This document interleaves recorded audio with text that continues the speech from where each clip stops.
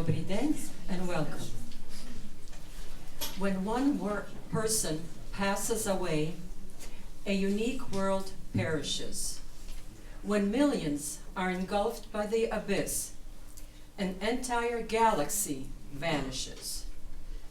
These words were echoed throughout Ukraine and the rest of the world in 1993 to commemorate the 60th anniversary of the Holodomor, the man-made famine genocide of 1932-33.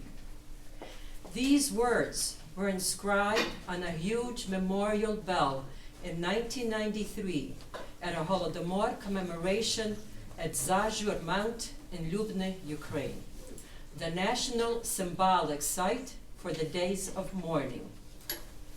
These words are inscribed in a small Irondequoit Poltava sister cities plaque dedicated on the grounds of our town of Irondequoit in December of 1993 to commemorate the memory of millions of innocent lives engulfed in the horrific abyss, just for who they were and where they lived. Since 2006, the Holodomor is officially commemorated on the 4th Saturday of November. At 1932 hours, 7:32 p.m. local time, all pause for a moment of silence to honor the memory of the victims. Candles are lit, bells toll 10 times in remembrance. Today, let us also pause to remember the Holodomor victims with a moment of silence.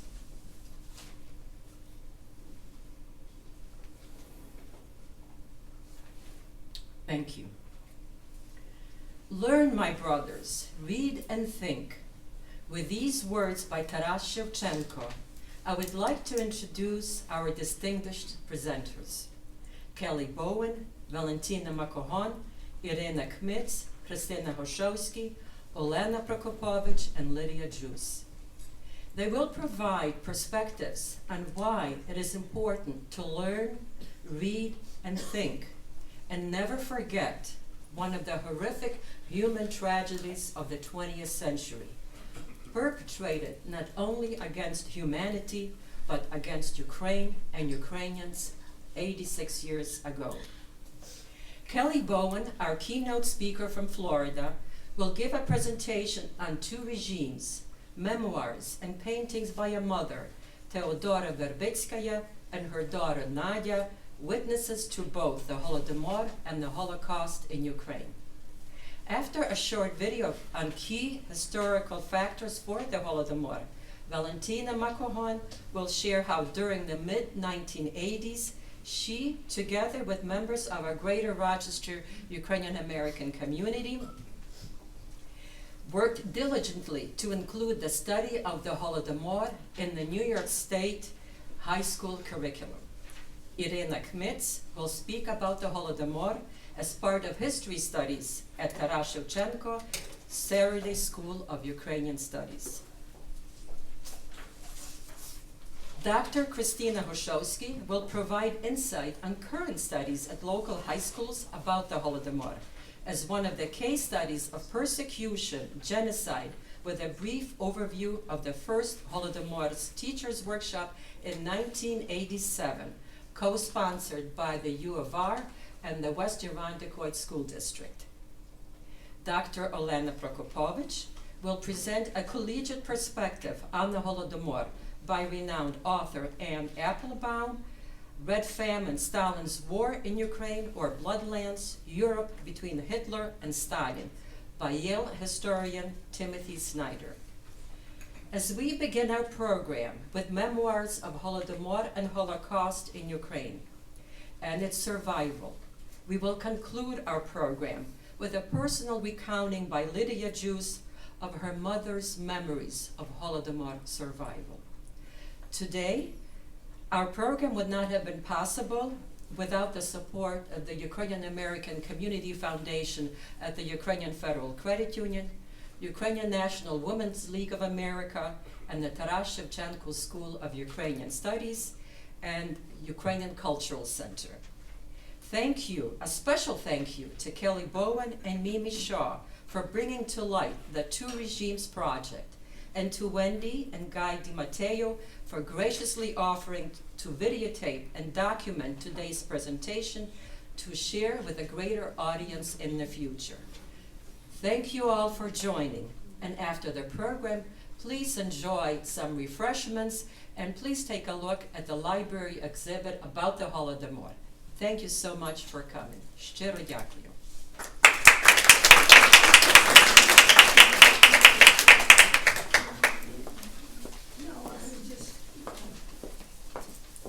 Thank you, Tamara. And thank you all for coming here today. I am Kelly Bowen. I am the curator of the Two Regimes collection, and I'd like to introduce you to Two Regimes. Two Regimes is the life story of two women who lived in Ukraine while it was part of the USSR. A mother, Teodora Verbeskaya, who wrote her family story from 1920 to 1945 while living under the two regimes of Stalin and Hitler. Her daughter was an accomplished artist, and every painting you see, every face, is someone who lived and breathed on this earth.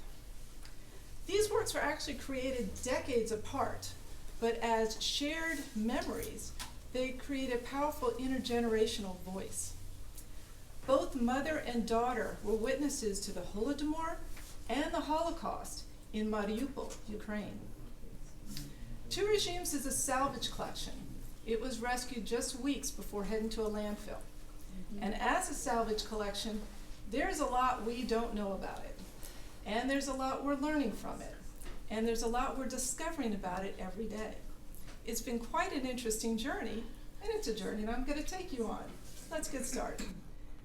18 years ago, in 2001, Mimi Shaw of Tallahassee, Florida, went to an estate sale at a very rural area of North Florida, and she purchased a number of paintings and an old trunk full of linens. When she got home, the paintings touched her. So she went back to that estate sale and said, "Do you have any more paintings?" Whereupon they went underneath this hand-built stilted house and started pulling out paintings that were stored in the dirt. Paintings that were ripped, torn, and termite eaten. I would have walked away. She bought them all. Mimi asked me to come and photograph and catalog the paintings, which I did. And then shortly afterwards, more paintings became available for sale, and Mimi allowed me to purchase them so that we could go on this journey together. All of the paintings were from one artist, Nadia Rubitsky. Who was she? Where is she now? Mimi did an exhaustive search and found the artist Nadia Rubitsky living in Baltimore, Maryland.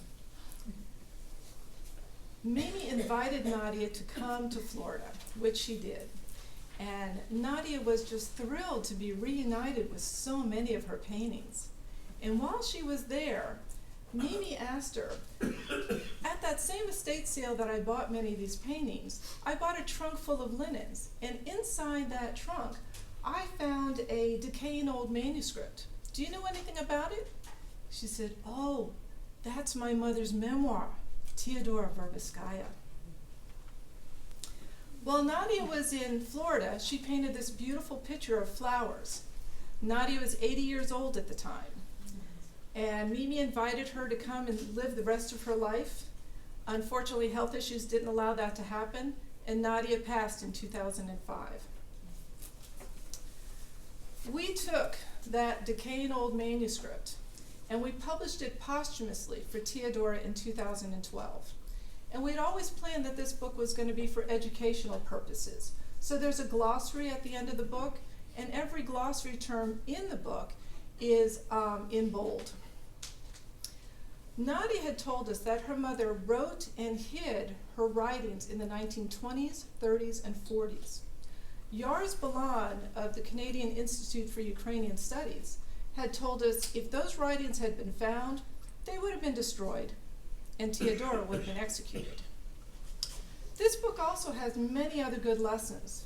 One good lesson is need versus want.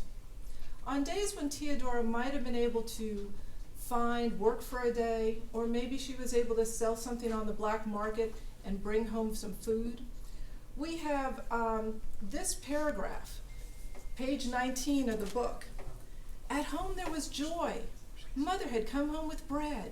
Jumping up and down on their thin legs, the children waited while I divided it up like a treasure, not wasting a single crumb. Although they were still so young, they already learned about need and want. This is a good lesson for us today, because we have absolutely no idea what the difference is between need and want. If I want it, I need it, right? We were able to combine Nadia's paintings with her mother's words to tell their story, and then narration gave it life. To illustrate this, here is a clip. And why, yes, this is that painting that you saw that was very damaged. It had been in restoration for 2 years. In this clip, you're going to hear the word kulak. Kulak is a Russian word meaning fist. And it is a derogatory term referring to wealthy farmers. It then became a term referring to any farmer who had a cow or a goat more than the next farmer. My husband, Dmitry Fyodorovich Verbitsky, while living in Mankovka, was the director of the Mankovo-Kalitvinsk Technical School and was accused of allowing the children of clergy and of the kulaks to enroll into his school without permission from the authorities. Moreover, he was put under house arrest until further notice. Since there were no guards assigned to watch my husband, he took advantage of the situation by jumping out of the window and escaping. When word spread my husband had fled, the village council took me and my children, one of whom was only 2 months old, to the railway station and bought us tickets to Mariupol, where my widowed father was living. Theodora's husband was then caught, and he was arrested, and he was sentenced to prison. He returned back to Theodora after serving his 6 years in prison. This is a salvage collection, and as a salvage collection, we did not know until 2 years ago that Theodora and Nadia were witnesses to the Holodomor. What is the Holodomor? The Holodomor is a man-made famine. Stalin's state-sponsored starvation of the Ukrainian people in 1932 to 33 in peacetime that caused the unnatural deaths of 4 to 10 million people. As 2 regimes involved the Holodomor, we sought out Holodomor experts, one of which is Marta Bazuk, who's the executive director of the Holodomor Research and Education Consortium. Marta gave us this quote: "The Holodomor, man-made famine in Ukraine of 1932 to 33, was denied by the perpetrators, the Soviet authorities, from the time of its occurrence until the collapse of the Soviet Union. Those who survived and witnessed the famine in Ukraine did not dare discuss this taboo subject and could not commemorate the dead. Thus, Theodora Verbitskaya's memoir, 2 Regimes, and the paintings of her daughter Nadia are incredibly valuable as eyewitness testaments to events the Soviet officials did their utmost to hide." Marta Bazuk has been extremely helpful to us, helpful in educating us so that we can educate others. Here is a clip from 2 Regimes on the Holodomor. Mariupol was the main city of our region. The rural council assigned to our office is known as the periphery. All the farmers living on the periphery, whether they own livestock or not, were expected to contribute a precise amount of meat to the government agency. In addition, the state took their surpluses and levied fines down to the last cow or goat. They were labeled as unwilling and evil tax evaders.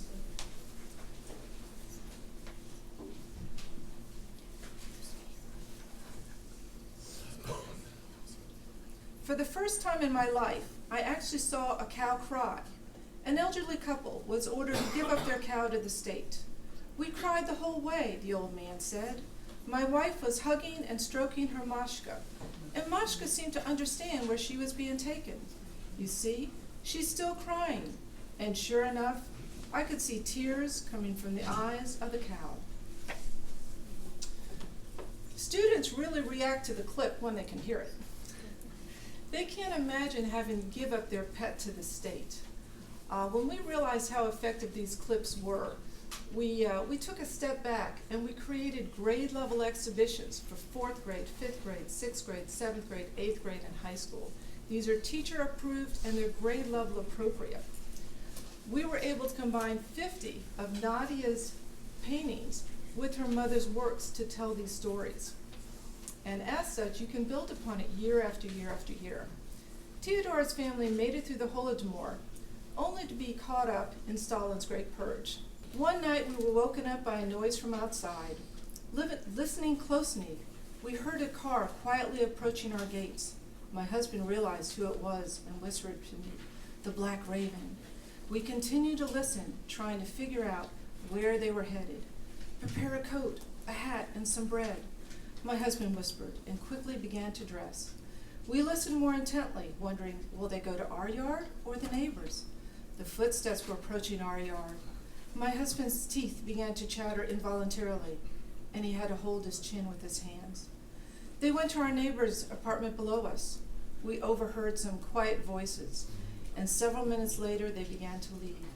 Very carefully, we separated the curtains and looked out the window. There were 3 men. The one in the middle was Jean's father, the Greek. Everything became quiet downstairs. There was no crying or farewells during arrest. It wasn't allowed. As soon as one is arrested, he is seen as an enemy of the people. Forget about him. The state is above all.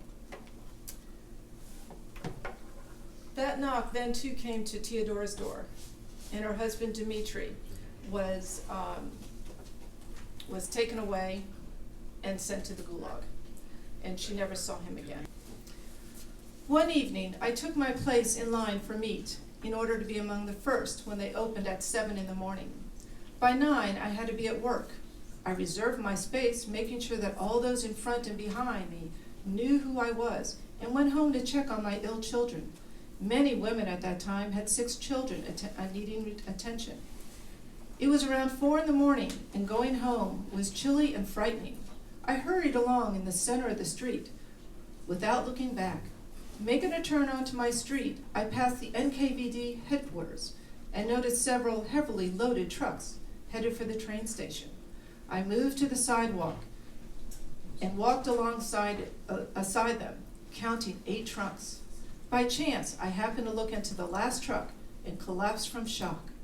Underneath the stretched canvas, I saw a pair of human eyes looking at me. My knees began to shake. When I stopped, a thought hit me like a lightning bolt. I could be arrested right here on the spot for witnessing this and never see my children again. Apparently, they were moving inmates from the NKVD basements to the trains. I lagged behind the caravans. As soon as I turned the corner, I ran down the street and directly home.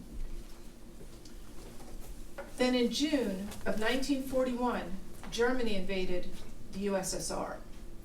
This was a powerful memory for Nadia, and Nadia painted herself in on the days that the Germans invaded her town of Mariupol, Ukraine. And we actually know the date that the Germans invaded. We have 150 sketches in the collection, Nadia's work papers. And at the bottom right, there's something written there. Seen on October 5th, 1941. Germany invaded, and then the SS troops followed. Up to now, the Jews had been left alone and walked about freely, although the authorities were keeping track of them. On a certain day, old man Gorling, who had been a neighbor, came knocking on my door and informed us that the Germans had ordered the Jews to pack up their belongings and prepare to leave. He shared the kitchen with us. On the chance that he would return, he asked us to watch his room and not allow anyone in. By evening of that same day, we watched as they were led down the streets toward the military barracks outside of the city. By the time we ran outside, the first column had already passed the house. In front there were rabbis, the doctors and their families, and the Jewish intelligentsia. Next were the elderly supported under the arms. The sick were on stretchers, and the children walked around carrying knapsacks and small bundles. The procession moved very slowly. My children ran to say goodbye to their classmates and their best friend Rushka Halprin. As the last column passed and the convoy had all but disappeared from view, we saw a young woman running with two children, desperately trying to catch up. She held an infant under one arm. Clutching the other hand was a 3-year-old girl dragging a large doll. The guards had apparently forgotten about them. The doll was slowing them down, so the mother grabbed the girl with the doll and placed her on top of a bundle that was tied to her arm. Then she continued running, trying to catch up to her people. It was difficult to believe that they would shoot down 7,500 people for no reason, but several days later they were executed and buried in those same trenches that we had dug around the city before the Germans arrived. A vile and inhuman criminal act had taken place in history. This was a very powerful memory for both Theodora and Nadia. What you heard was Theodora's words from part 2, chapter 11. And Nadia had painted herself and her mother and her sister into this painting called Hell's Threshold to give witness and testimony to what had happened to the Jews of Mariupol. Theodora's story is haunting, and as it involves the Holocaust, and because I live in Florida, everyone directed me to one lady, Dr. Miriam Klein Kazanoff. Dr. Kazanoff introduced me to Dr. Michael Bierbaum. Dr. Michael Bierbaum is the foremost authority of Holocaust in the United States. Dr. Bierbaum very graciously agreed to read Two Regimes, and he let us know that the facts are consistent with history. He also gave us this wonderful quote. Two Regimes is a powerful but ever so painful memoir of a woman who lived through Stalin's famine in Ukraine and witnessed Hitler's final solution to the Jewish problem. Twice cursed by history, we are twice blessed with Theodora Verbitskaya's commitment to memory and the talent of her daughter Nadia's haunting sketches. Just 2 weeks after the Germans invaded Mariupol, the Nazi mobile killing squads, the Einsatzgruppen, murdered the Jews, 7,500 Jews of Mariupol, on October 21st, 1941. Then Theodora, her daughters, and all the able-bodied people in Mariupol were sent by locked cattle car to Germany as forced laborers for the Third Reich, Eastern workers. 4 long years later, Theodora's camp was liberated by our heroes, the United States military. This had to be an absolutely horrendous time to have lived, and we're so thankful for Theodora and Nadia for documenting what they witnessed and lived through, and we are doing what we can to help give voice to the voiceless. For the past 18 years, as funding has become available, we have been restoring and conserving the paintings, Nadia's paintings, for future generations. We still have about another 50 paintings, 7 icons, and 150 sketches to restore, and they are disintegrating. We've published the Two Regimes book. We have grade level exhibitions of paintings and passages for 4th grade through high school. They're available in multiple voices and multiple languages, and the best part, they're available for free on YouTube. We have museum exhibitions, and to bring this story to schools, we have a 9-banner exhibition, which comes in 3 rugged cases, rolling cases, so you can take them from school to school and building to building. This 9-banner exhibition is timeless and timely. If you have any questions about Two Regimes, please contact me at kelly@tworegimes.com. And one item we would like to have is a 1-woman play that has 3 acts. The first act is the Holodomor and the Great Purge. The second act is World War II and the Holocaust. And the third act is Liberation and Life. In closing, here is a poem that's written for that 1-woman play, written by Rochester's own Guy DiMatteo. Above the bitter wind. Our hearts were broken by all it cost. So much was taken, so many lost. We held each other with trembling hands and felt the pain which life demands, surrounded by a fear so deep that lingers even as we sleep. The only comfort we might find, a guide to show the way, is found inside the silence within the moments when we pray.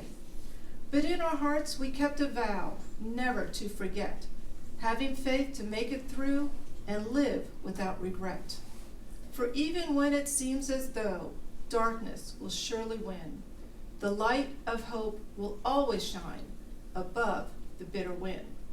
Guy Di Matteo.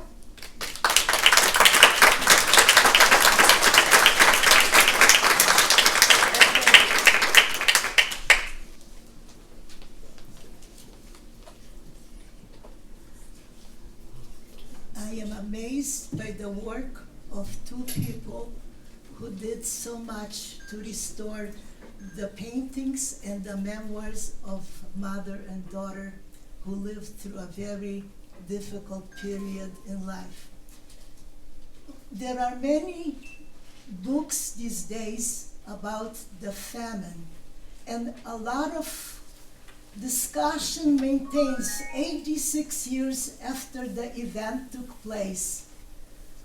Is this some kind of a joke the former Nazi collaborators are perpetrating on the world?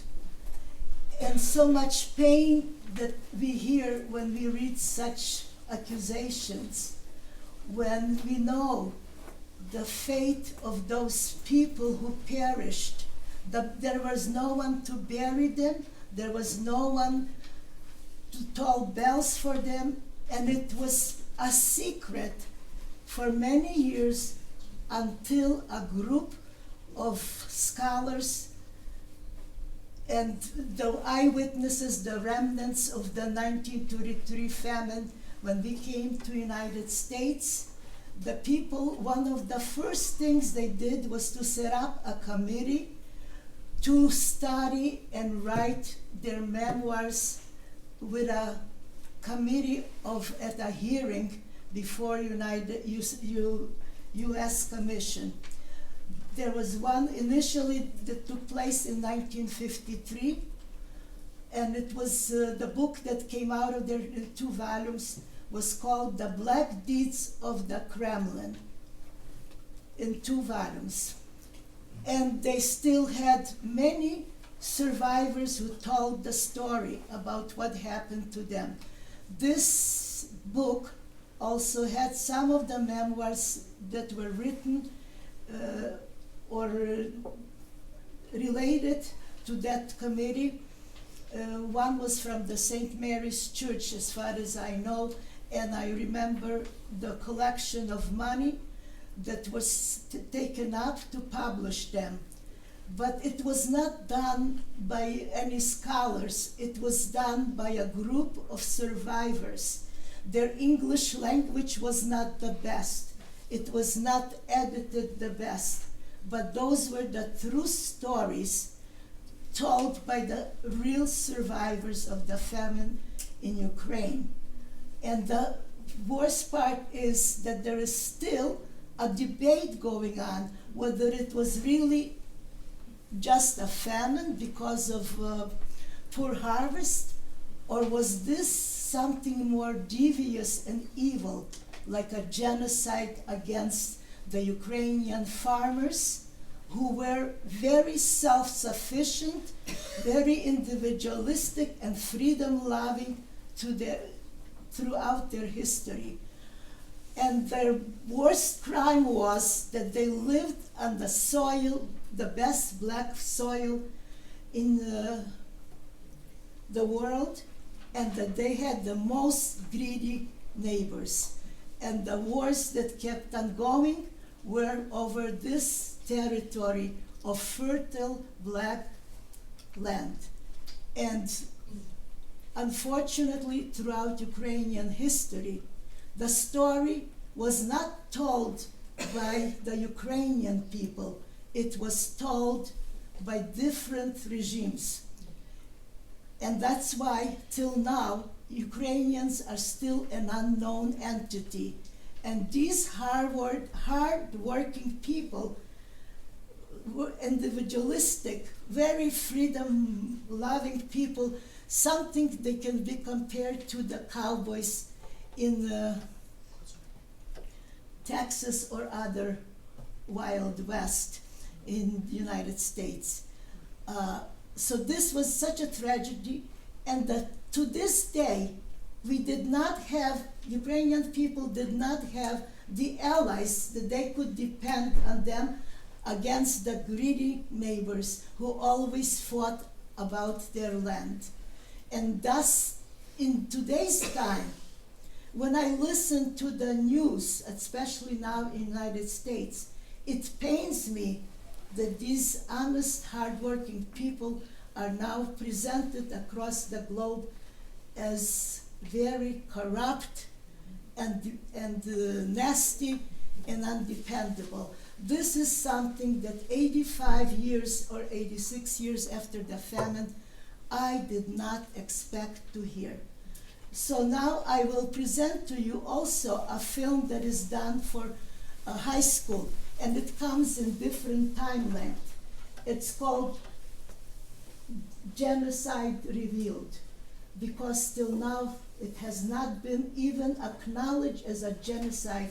Only 19 countries out of 195 in UN have called it a genocide. United States, where the work started in the 50s, even prior to that, but only acknowledged it as a genocide in 2018. That's last year. So with that, I will let you see. In 1928, Stalin introduces the first 5-year plan to industrialize the Soviet Union in a state-managed economy. He fears Western intervention against his regime. He still has to prove himself to the party, to consolidate his strength and power. Moscow needs to squash any resistance and exploit Ukraine's resources to pay for the industrialization. The cost of buying equipment for mines and steel mills is high. The Kremlin needs international currency to pay for Western technology and the 4,000 Western specialists working in the USSR. Using Ukrainian steel, Stalin's priority is to build armaments for his world revolution. This is why grain became such a valuable medium of exchange in the development of Soviet industry. But the grain had to be extracted from the villagers who grew it.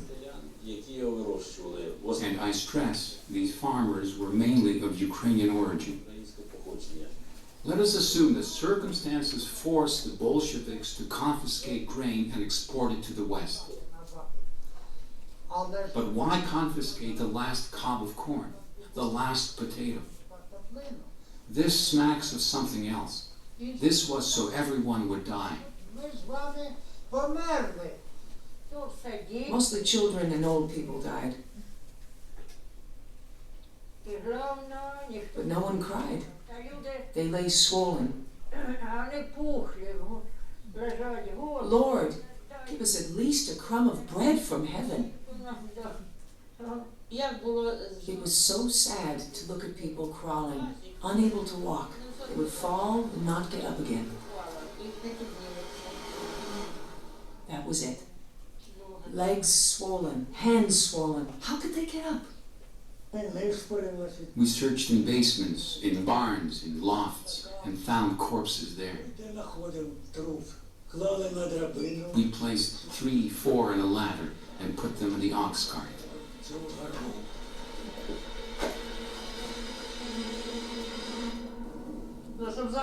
as not to come for him tomorrow, they hauled him away today with the others. They carted him to the graves. He was still moving and gradually died.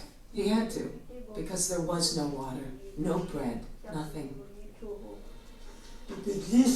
By the forest, there was another brigade charged with the task of digging a pit for corpses. Яму для загрузки трупів. Ніякої No records were kept, no lists. списки. They gave out a list. I read it. Half the names were missing. Yet many were on it. Horrifying.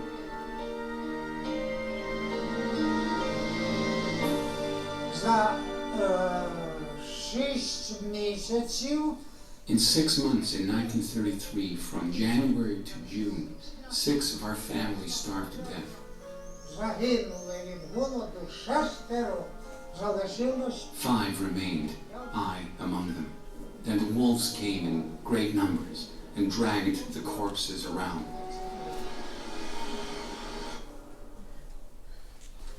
не було такого села, де б не There було. wasn't a single village in which cannibalism did not occur, Голод because starvation drives people insane. є.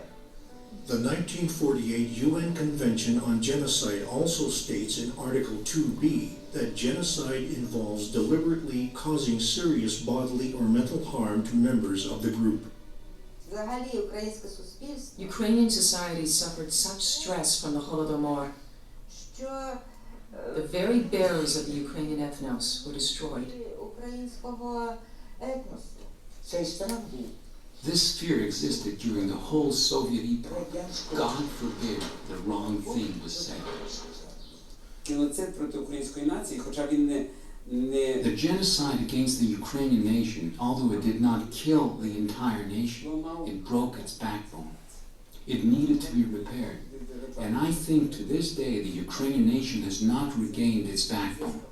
It is still damaged. хребет ще далі є ушкоджений. Ukrainians were specifically targeted in areas inside and outside Soviet Ukraine. І за нас Since 90% of Ukraine's population were ethnic Ukrainians, against whom then was this policy directed? A special commission covers up the truth concerning the high numbers of deaths resulting from the famine. In a secret document in April 1934, all the official registries of Soviet Ukraine are ordered destroyed. Stalin accuses the registrars of falsifying numbers and arrests them. The Kremlin wants to further conceal the scale of the Ukrainian genocide by transplanting Russians and other nationals in place of the indigenous population that was deported or starved to death.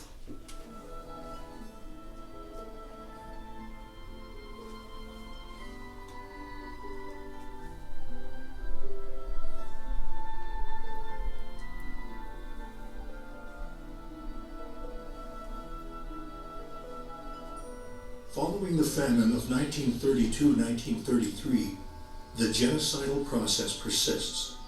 The systematic purges of the Ukrainian population, the intelligentsia, including Ukrainian communists in 1937-1938, the mass killings of Ukrainian prisoners during the Soviet retreat from the Germans in 1941, the arrests and exile to the gulags till the late 1980s, all form part of a repeated pattern, the destruction of a nation.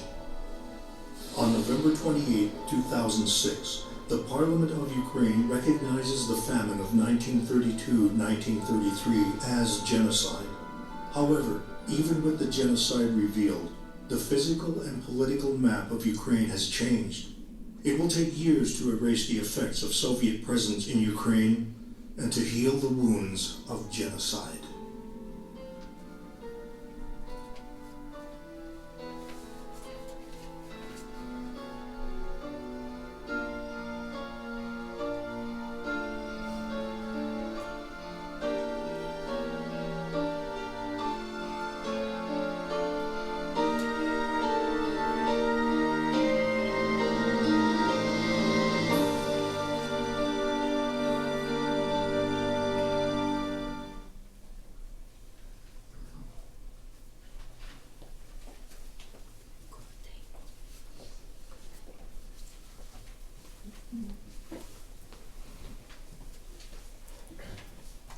This is something that no Ukrainians can forget and it has been passed on to generations, and we still hoping before it is too late for humanity, all kinds of special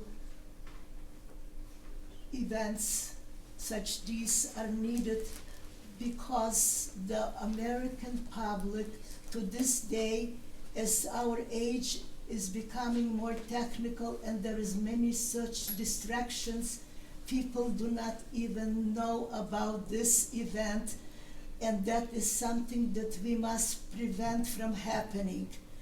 We, a group of Rochester teachers back in the 80s, when this subject was one of the foremost on the minds of all Ukrainians, because the Ukrainian people in Ukraine were going through a special, terrible time of being Russified. Their whole soul, everything about the history and the past happenings such as this, no one could talk about it. In the 60s, a young generation was arriving to the fort, and we had the obligation to speak out on their behalf as they were sent to gulags for just painting yellow and blue ribbons.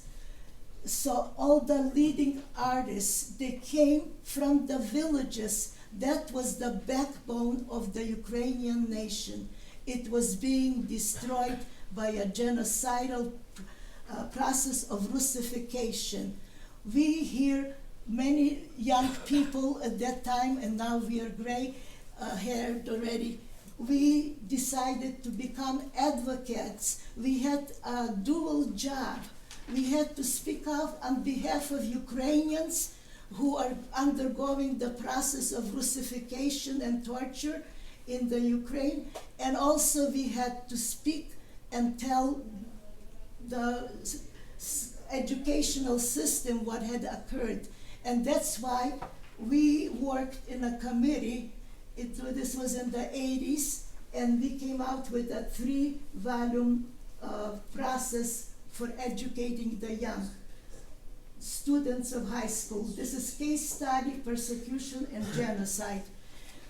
Many of the people here are in the audience, like Christine, Tamara Denisenko, Mirko Peloshenko, and so many others. We don't have Dr.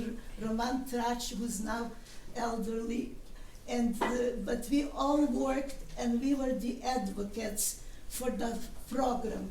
To what extent it is being utilized now is hard to say, but we did that work that needed to be done, and we had the best support from a man especially who became like a Ukrainian, even though he was not Ukrainian, but his soul and blood could be said Ukrainian. Dr. James Mace, a Cherokee Indian, who came here to Rochester to present workshops for the teachers, and the man who really gave us the financial support through the state of New York also was a former social studies teacher,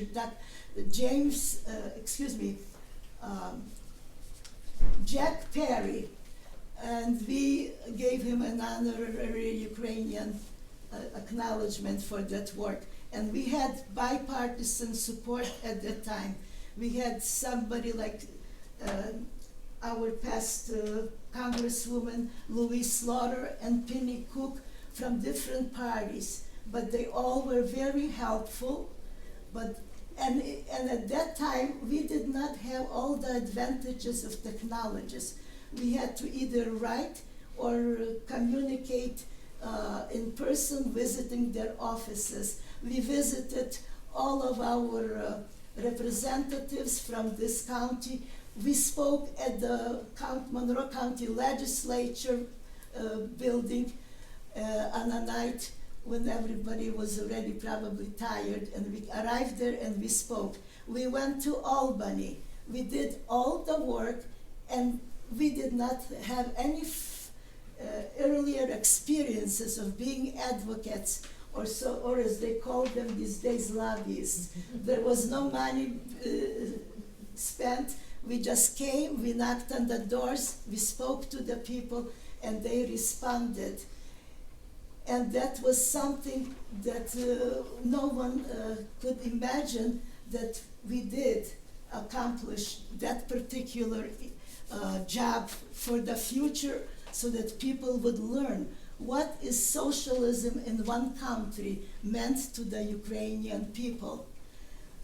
Unfortunately, it is a good thing that we did not always get hands on them, our computers, to know that in search of a Soviet Holocaust, a 55-year-old famine feeds the right.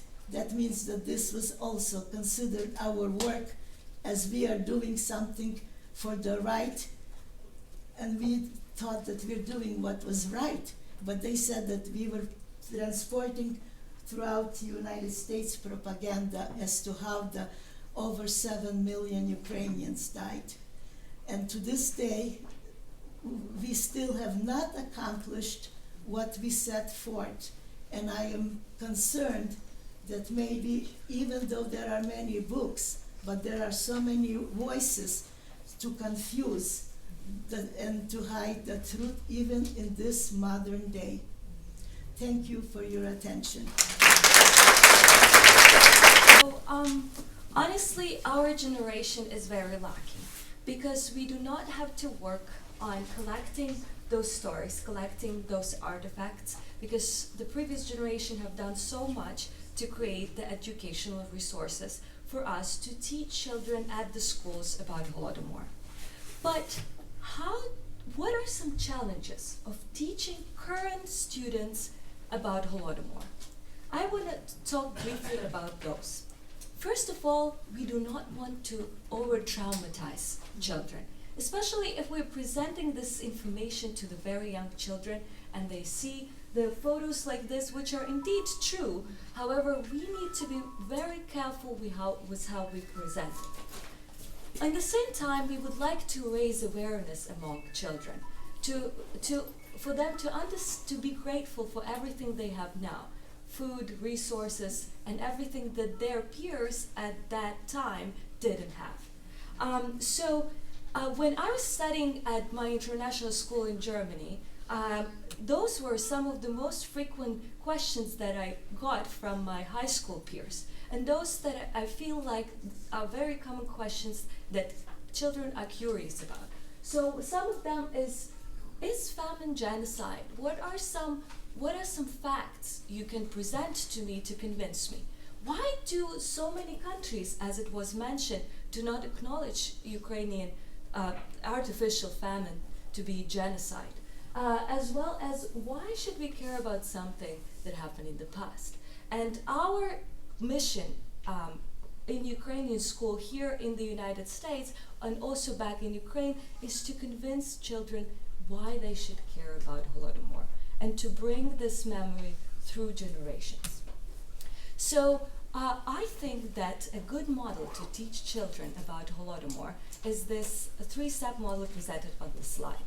First of all, we should provide them with a context. So if we should provide them with a context of what was exactly Stalin's agenda. That Holodomor, yes, it affected a lot of people, farmers, but also all the people working in academia were, as we heard, were also killed. So we should provide a context for them to understand that Holodomor wasn't just one thing that happens once. It was a thing in a chain of Stalin's agenda to destroy Ukrainian nation as such. Secondly, we should present historical facts, and not only present them, but interpret them. So for example, if you say to a child that around 7 million people died at that time in Ukraine, what does it mean? Well, what was the Ukrainian population back then, right? So Ukrainian population currently is around 49 million people. So the child would think, oh, around 7% of people did die. But at that time, at the territory of current Ukraine, there were only 20 million people So if you destroy 7 million people, it's actually almost 40%. And as it was previously told, we really need to communicate that point that Holodomor destroyed the backbone of the nation. Lastly, in presenting this issue to children, we need to link this past event to how it affects current Ukraine. And one thing that was very well communicated in the video is that after those people die at the eastern central regions of Ukraine, the Russian population was brought to those regions. And those regions became ethnically Russian, question mark? Well, we need to show children that how did this event actually affect that, how did this event change the ethnical sort of aspect of eastern regions, etc. Lastly, what about the younger children? While we can communicate this information to the children who are high schoolers, how do we communicate that to the younger children? Thanks God there are people like Callie who write the curriculum for 4th grade, 5th grade, those children that probably cannot comprehend everything about Holodomor, but we would still need to make them aware. And some of the common activities we do for the younger children is creating those flowers to commemorate the people who have died. And thanks God there have been many curriculums written about how to teach students Holodomor. And so in Ukrainian in the School of Ukrainian Studies here, we continue with the mission to inform and make students aware about Holodomor and its consequences for current Ukraine. Thank you so much for your attention.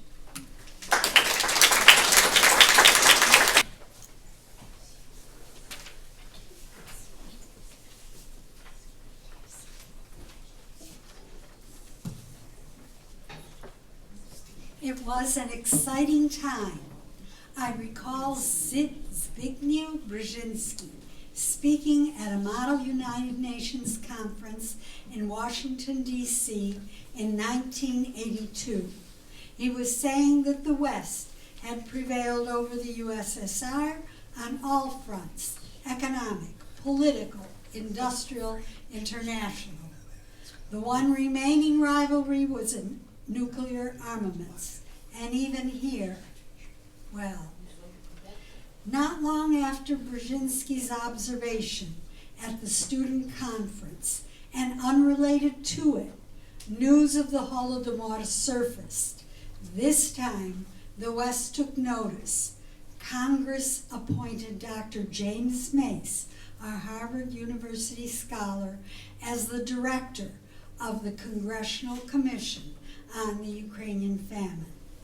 Ukrainians felt relieved that the truth of the forced famine would now emerge.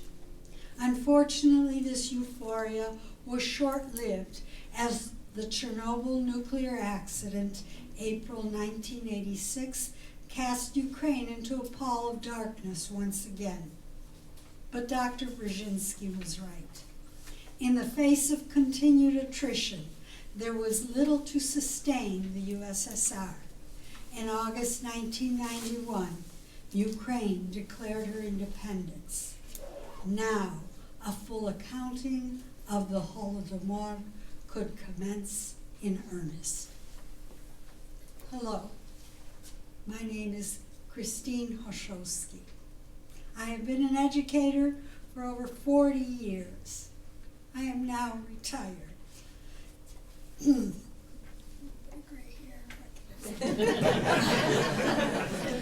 the 1980s, Valentina Makohon, a Ukrainian community leader, and I worked to disseminate the New York State Holodomor curriculum among social studies teachers in Rochester.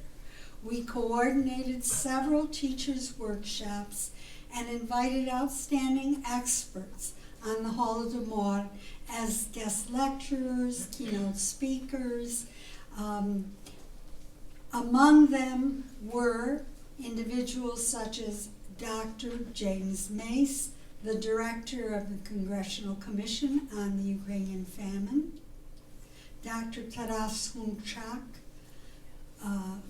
professor at Rutgers University, Christine Izayu, who represented the World Congress of Free Ukrainians, Leonid Heretz, who did an oral history Harvard project, Dr. Adam Urbanski, president of the Rochester Teachers Association, Mr. Edward Lawler, Office of Curriculum Development, the State Education Department.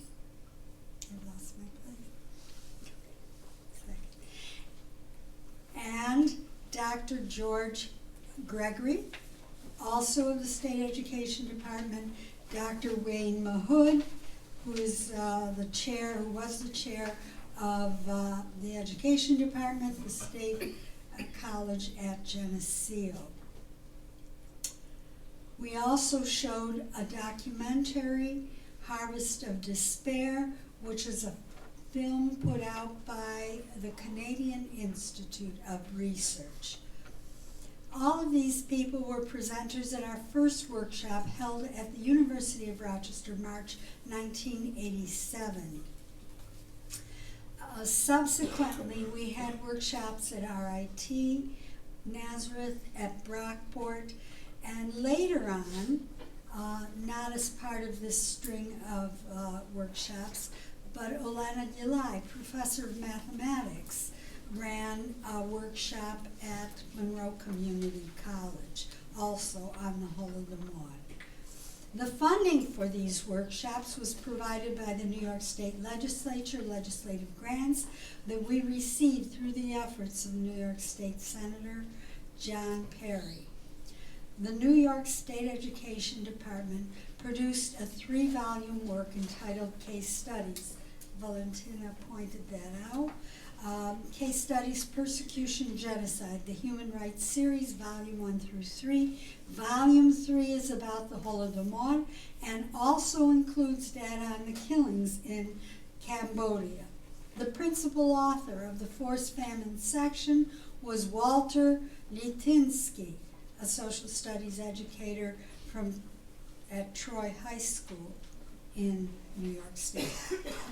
Mrs. Valentina and Dr. Roman Trach, both from Rochester, served on the review committee along with educators and community leaders from across the state. So, this is where we were, and this is where we're headed. In preparation for today's presentation, I interviewed Mr. Todd Fleming, the social studies contact person at Irondequoit High School. He was very cordial and provided me with study material they used to teach about totalitarianism, Stalin, and the Holodomor. The packet is well organized, covering relevant material, and conforms to the new thinking on skill-based learning, database content analysis, comprehension over rote memorization. I would like to run through the outline of this study packet so that you can see for yourselves what is covered in this material. Oh, there you go. They start out with totalitarianism, so it's within a context that we study the Holodomor, and there they have visuals because they want students to be able to interpret visuals. Then this is followed by a series of questions or a question. Then we go on to the next area, which is, and I can't see that like this. Apologize. So hard. We have cataracts. Okay, political alliances and the rivalry between Trotsky and Stalin. They get that covered, and again, students answer questions based on the reading and on the visual. Let's move on. The command economy, the whole topic of collectivization, centralization of the means of production, resources, and the like, with appropriate questions that follow. By the way, this is also the format of much of the Regents exam.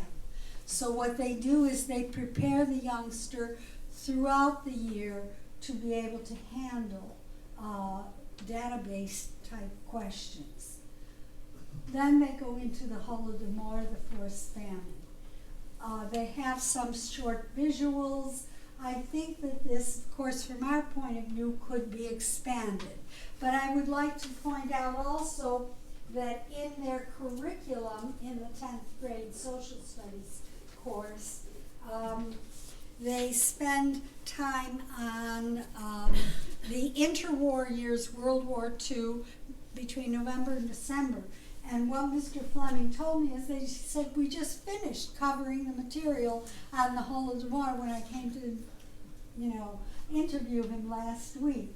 But I think that they also pick up, the second half of the course goes from a historical approach to a thematic approach. And later in the course, in May, they cover human rights violations again, and then finally what they call enduring international issues. I take issue with that with regard to genocides and the Holodomor and the Holocaust. I hate thinking of it as an enduring issue that you never can get. I think that it should be one of those of no tolerance. We need to teach young people to be able to recognize whenever this kind of political action or economic action is underway, so that you can confront it before it gets totally out of hand. So this is my one concern, and that terminology I specifically asked Mr. Fleming. He says that comes from the state, so one would need to address that with the state officials. In any case, so then we have the Great Purge, and then finally, I think the last couple of things, they talk about how, Stalin's made larger than life, and finally, we bring closure to the unit with questions and examples. He did say that this kind of format, this kind of study, is somewhat challenging for the students. So it is something that they have to work on, data, facts, and questioning. So I share this with you, and I think that there can be a dialogue with educators to expand on what is being done, how it is being done. For instance, I did suggest to them that students should be allowed to select certain topics that they can do additional research on, that they could have a committee of teachers question them on it, whatever, and they could get, let's say, an additional course credit for graduation.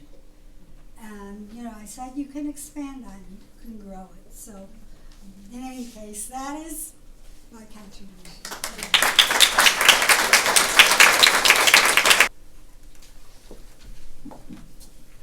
Good afternoon, everybody. My name is Olena Prokopovich. I teach political science at Nazareth College here in Rochester.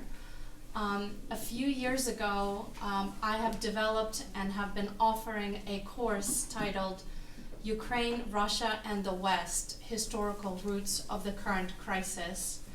And this past May, it was my pleasure to be among the group of co-organizers of the first study abroad trip for students and faculty to Ukraine. And many of you here have helped out in very active ways. I was asked to speak about Holodomor studies in higher education. And before I do, I want to thank everybody who have organized this event. Most centrally, I want to thank Kelly Bowen, Mimi Shaw, and all her collaborators who have performed this incredible work of saving precious memories. and who are working tirelessly on bringing those memories as educational material in various states and various grade levels. This is absolutely most important work that they're doing, and I cannot wait to incorporate this book into my own class. I think it works for any level of education. I would also like to thank everybody who organized and who spoke before me.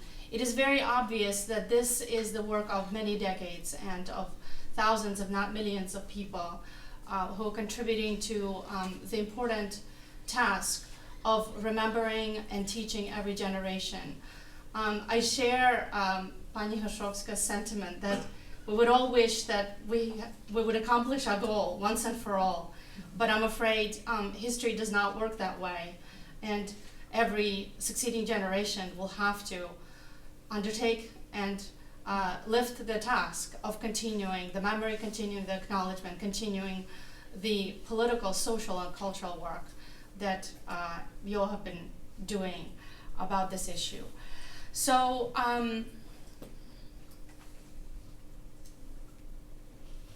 It's right here in the front.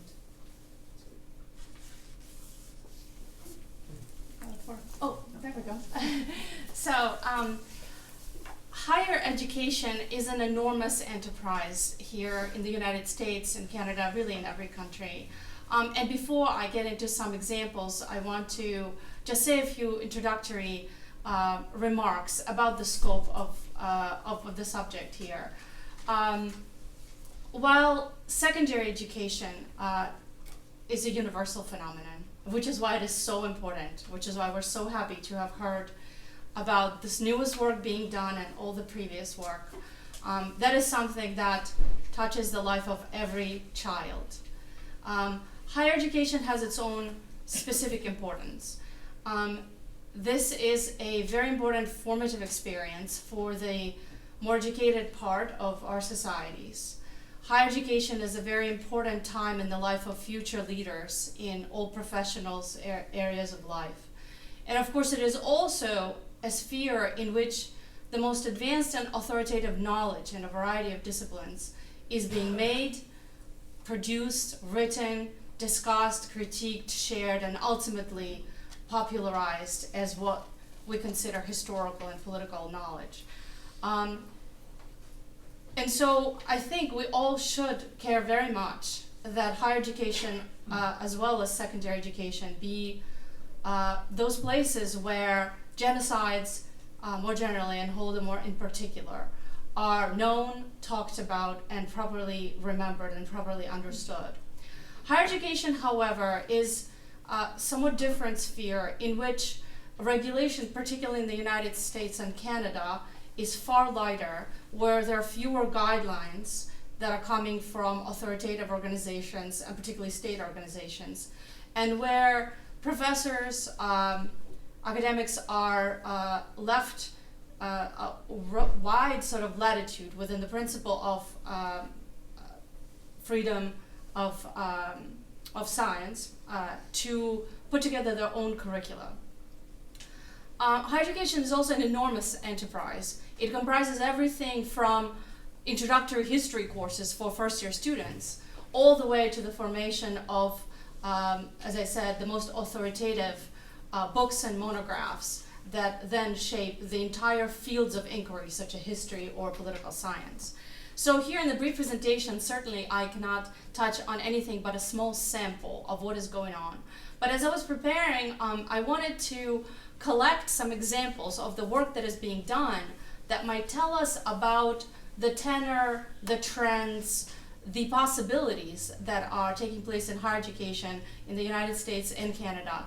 And what I'm about to present is a very much a selection, and I apologize in advance to the organizers, many organizers of those events, which will not be mentioned here today. It's not because they're not wonderful or important or incredibly influential in their own campus communities, academic communities, cultural communities, but simply that there was very limited amount of time for me to do all this. I want to speak in particular about two types of academic activities that that have to do with Holodomor. The first big chunk of material, the sample of which I'll talk about, has to do with conferences, symposia, big research projects, awards, and thematic programming that takes place at different levels of academia. And the second subject that I want to touch upon are some of the most influential books that have to do with Holodomor that have been published in the last 10 years.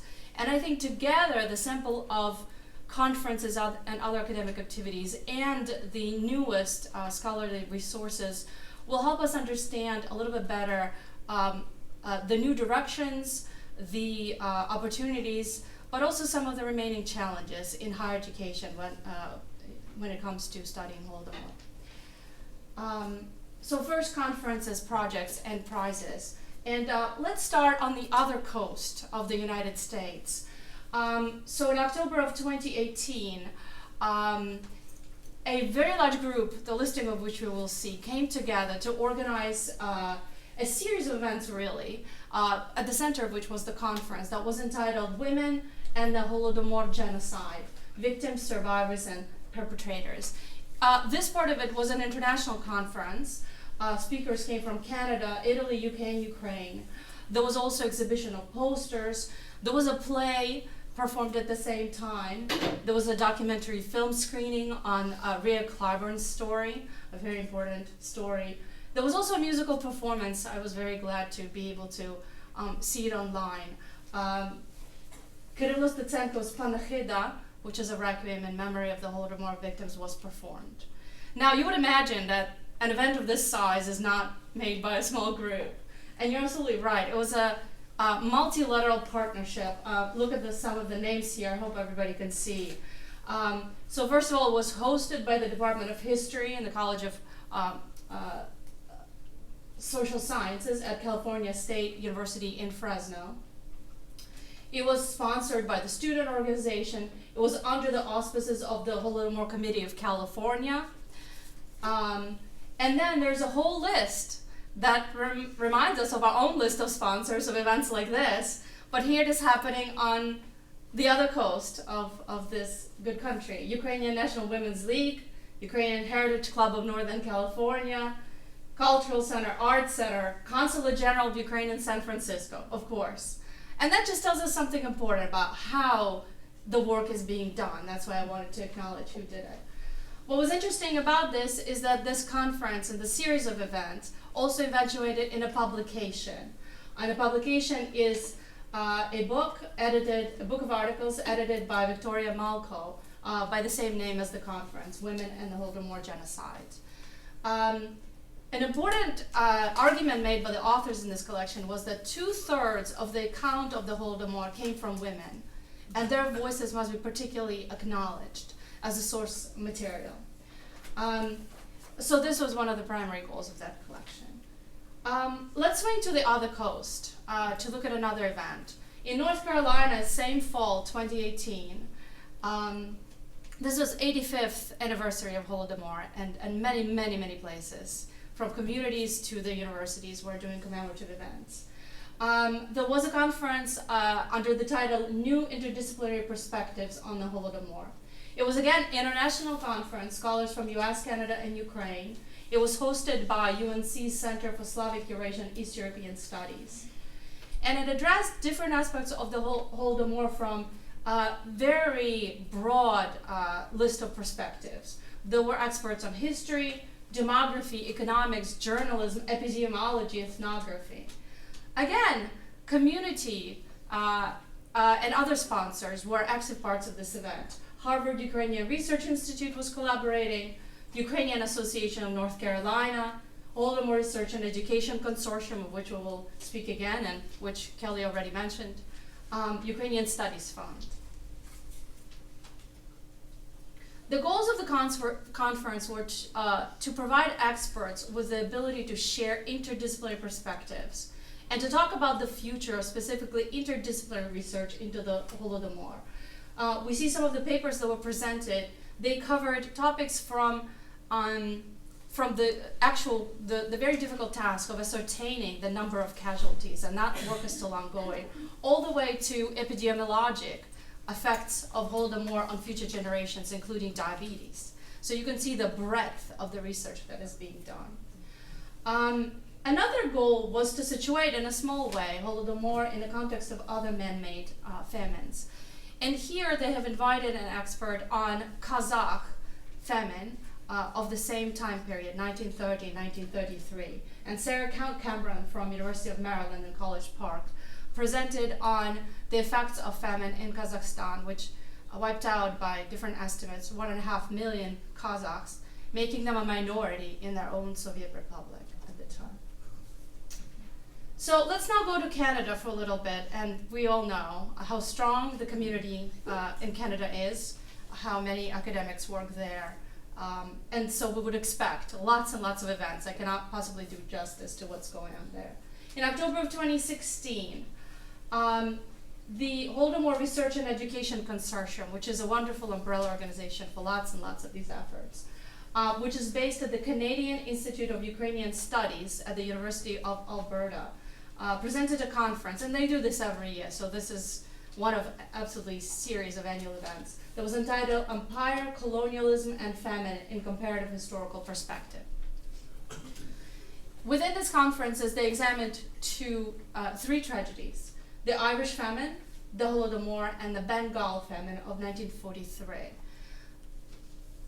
In particular, Ludmila Hrinevich from the Institute of History of the National Academy of Sciences in Ukraine presented a paper on Ukrainian Holodomor, but the one that emphasized specifically a type of questions that are sometimes brushed away, and that is the colonial and specifically imperialist nature of the Soviet occupation of Ukraine, and looking at Holodomor in that colonial and imperial perspective. Lots is going on in Canada, and I want to now cover a slightly different event that was staged, and I think they do it again annually, at St. Vladimir's Institute in Toronto.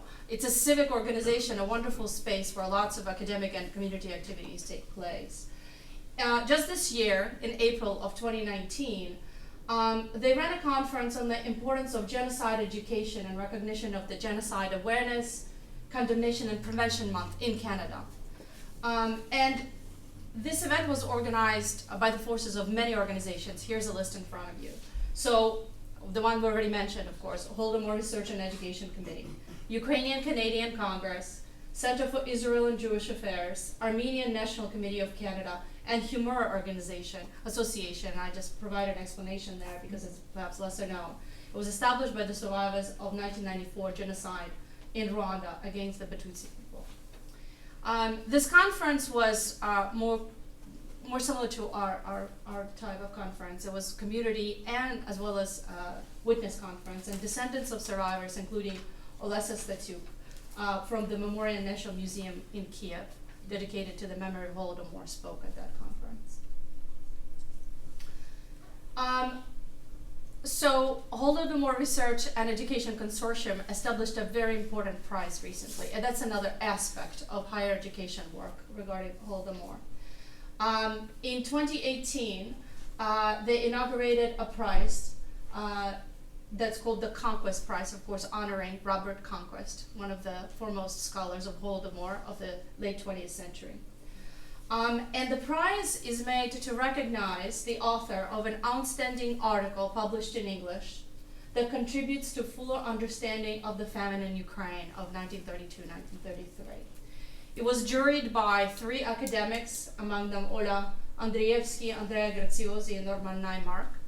And the first recipient of the award, it just tells you about the kinds of scholarship that's going on. The first recipient was the Professor Lucien Bianco, an eminent historian from France, who's actually an expert on Chinese politics, but he authored a path-breaking article that compared the Soviet and Chinese famines, perpetrators, actors, and victims.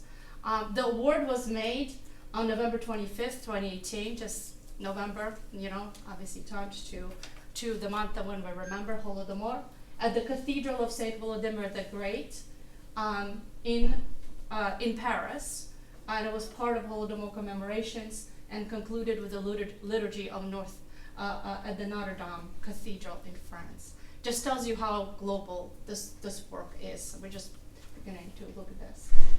I want to talk about about one of many things that Harvard scholars are doing. In Harvard, they have established a wonderful project called the MAPA, Digital Atlas of Ukraine. And one of their projects is the Great Famine Project. What this project does is focuses on Ukrainian famine, and it is concerned particularly with gathering and systematizing geospatial data, analyzing the losses, analyzing different impacts in different rayons, in different villages, in different parts of Ukraine.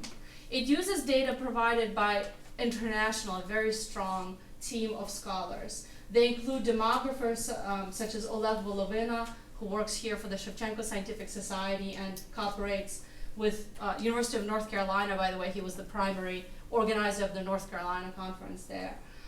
They use work of Omelian Rudnitsky, Natalia Levchuk, Pavlo Shevchuk, and Aleko Basyuk from the Institute of Demography and Social Studies in Ukraine. And they're providing more and more detailed, easily accessible, interactive data that shows the horrific numbers of this crime, of this genocide. Last but not least of the conferences, I want to highlight what has happened here in the Rochester area. I'll start with this, but soon you will know who I'm talking about really and how the community has provided support. In 2011, but also 2012, almost annually really, our own Monroe Community College, a community college that we can be very, very proud of, one of the best in the nation, has organized as part of its Holocaust, Genocide, and Human Rights Project a series of educational events on the Holodomor. Among others, what was featured in the series was the screening of the documentary film Holodomor, Ukraine's Genocide, but also a wonderful lecture by author, researcher, and historian Taras Hunchak. I'm sure many of you were at that event, as I was. And his lecture was entitled Holodomor, Extermination by Hunger. He's a published author on this topic. Before I even go to the next slide, I'm sure you know who was central to the organization of these events. One member of our community teaches mathematics at Monroe Community College, and of course, it is Olena Dilai. And here is Olena standing next to an exhibit at the library at MCC with her colleague from the Genocide and Human Rights Projects. And boy, did they organize a lot of events. It'll take me 2 more slides to cover everything they did just in the span of 2 years. So they had exhibit of posters, which they borrowed and brought here from the Ukraine 3000 Fund, which was run by Katerina Yushchenko, which depicted the history of Holodomor, and it was displayed in MCC for the entire community to see. They had educational library displays. They had book reading and discussion of Miron Dolot's Execution by Hunger, an absolutely amazing witness account of a person who was a young boy in Ukraine during Holodomor. They had a book presentation, lecture, and discussion by the eminent Timothy Snyder, Yale historian, who spoke on then recently published book Bloodlands, Europe Between Hitler and Stalin. They also have convinced many of their professors to do work about Holodomor in their courses. In particular, Dr. Bill Drumright teaches about Holodomor in his history classes, and Franzi Vajan, professor of art, introduced Holodomor as one of the optional topics of art production by students at MCC. And as many as 5 students that year took him up on this very, very difficult topic. And the last slide about this event are the artworks that they produced. So I'm especially pleased to be finishing this part of the presentation on the work that was done here in the Rochester community, by some of our own members, because we're all part of this. Recent scholarly books, I'll be very, very brief. The scholarship that we got in the last 10 years builds upon very firm foundation, and we must acknowledge the great and classic sources that perhaps start with Raphael Lemkin's speech in New York City Public Library that was called Soviet Genocide in Ukraine, which was sounded in the far, far away 1953. And it was followed up by the work of Robert Conquest, Harvest of Sorrow, by very important eyewitness account like Miron Dolot's Extermination by Hunger, and again by scholarship and governmental reports prepared by James Mace, Leonid Harris, and others that are acknowledged right here. In my mind, the three most important works of the last 10 years are Timothy Snyder's Bloodlands, which are well described, have been well received, a subject of many, many video lectures, etc. You can learn about this book in a variety of ways. But one thing that I want to say is that Ukraine is at the very heart of the historical narrative presented in this book. Ukraine is at the center of Bloodlands, which is why this history is of tremendous importance for understanding Holodomor and Ukrainian history in general, because this is where Holodomor and Holocaust and other mass murders have overlapped, particularly over the territory of Ukraine. And so we're very thankful for this new and very influential work in history. Another work that I wanted to profile was done by Bogdan Klid and Alexander Motel. They have put out the Holodomor Reader, a source book on the famine of 1932-1933. They've collected a number of documents that become available only recently, only with the opening of the archives. And it is an indispensable guide that I in particular also recommend to my students. And the last book that I want to talk about is Anne Applebaum's Red Famine, Stalin's War of Ukraine, published in just 2017. It is one of the most important recent investigations that took advantage of the documents that became available only after the opening of archives in Ukraine and other socialist countries.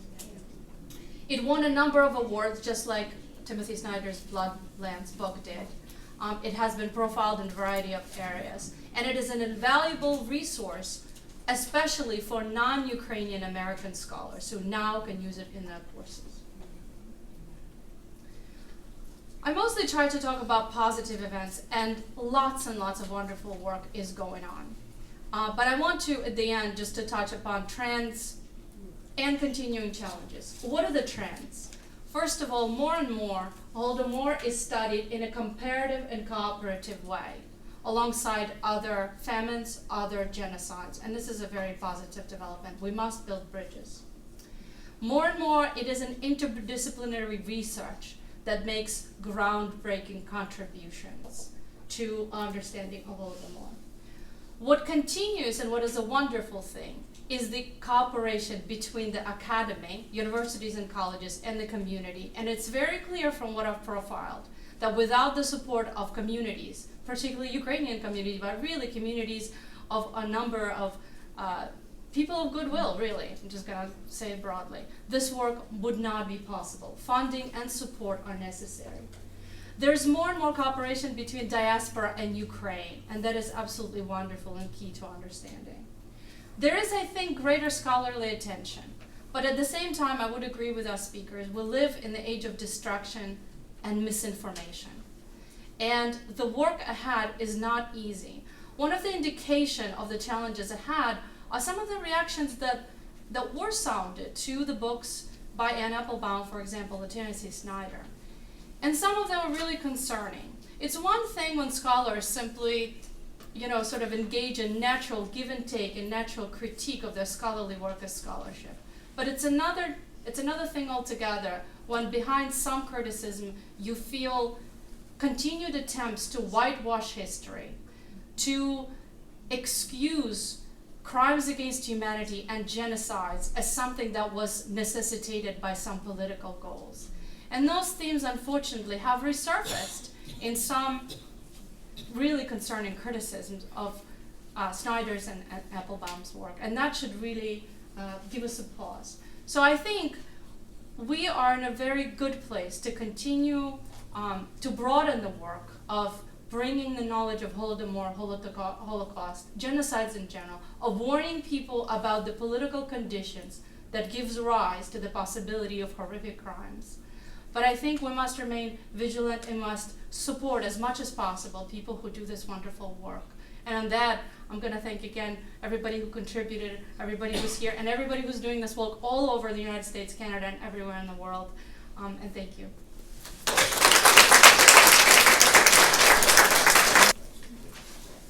Dobrý den. Good afternoon, everyone. I'd like to thank Tamara for inviting me to speak on my mother's behalf. Her memories of the Holodomor. She survived the Holodomor. As many of the other people that I see here, your parents survived the Holodomor. They survived the Hitler's Holocaust as well. So, for a while. Chmelnytska Oblast, 1933. I was 8 years old. I remember lying there, my family gathered around me, my father crying, Marinho, moja Marinha, my family all but giving up hope that I was soon to die. There was no food, no wheat to make bread, not a morsel left behind. I remembered the Soviet banged on the door and barged right in. At gunpoint, they started taking all our food, emptying cabinets, shelves, taking every last slice of bread, every piece of meat, anything that looked edible. I was sitting on the ceramic oven where we often sat to get warm. The soldier pushed me off to make sure I wasn't sitting on any food, hiding it from them. They even checked inside the oven and swept it clean to leave no crumb behind. And they swept the floor to make sure not one morsel or seed was left behind that could save us. I cried, why are they taking our food? Why are they taking our cows, our goats, our chickens, and their food? Silence, the Sovietchik screamed at me. It's for the army. My father grabbed me and held me close, as if to protect me from any harm. They cleaned out the barn of hay and grain. They just took it all. I couldn't understand. My father tried to console me and said, don't worry. Somehow, with the grace of God, we'll be all right. Days passed. I was so hungry. We were so hungry. We went out to the garden to scrounge up anything my mother could make soup from, but they took even the rotten potatoes out of the field. My father went to the railroad tracks and scavenged it for rotten food thrown out of the train, hoping he could save his family one more day. Soon, there was nothing. Days turned to weeks. We were starving. Really, we were starving to death. Not just our family, but everyone in our village, in the city, and soon to realize our country. Finally, I fell ill. My godmother, my mama always said, was sent by God. That's why she was my foster mama, to protect me from harm. Somehow, some way, I don't know, she came over with old dry bread crusts. She dipped them in water and then placed little bits of them in my mouth, little by little, so I wouldn't choke, but also to make it last as long as it could. It had no flavor, but it was so delicious.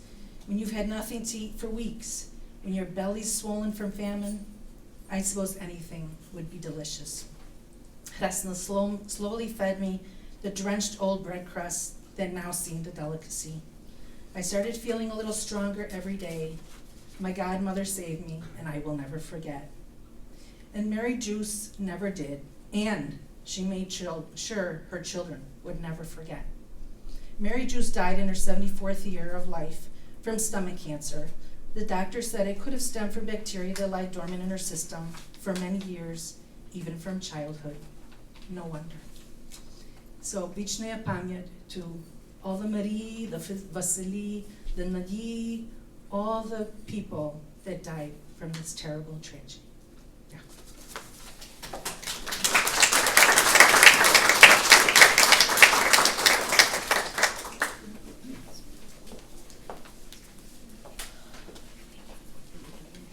On behalf of our community, I would like to thank all of our presenters. And have you noticed it was a panel of women? And there was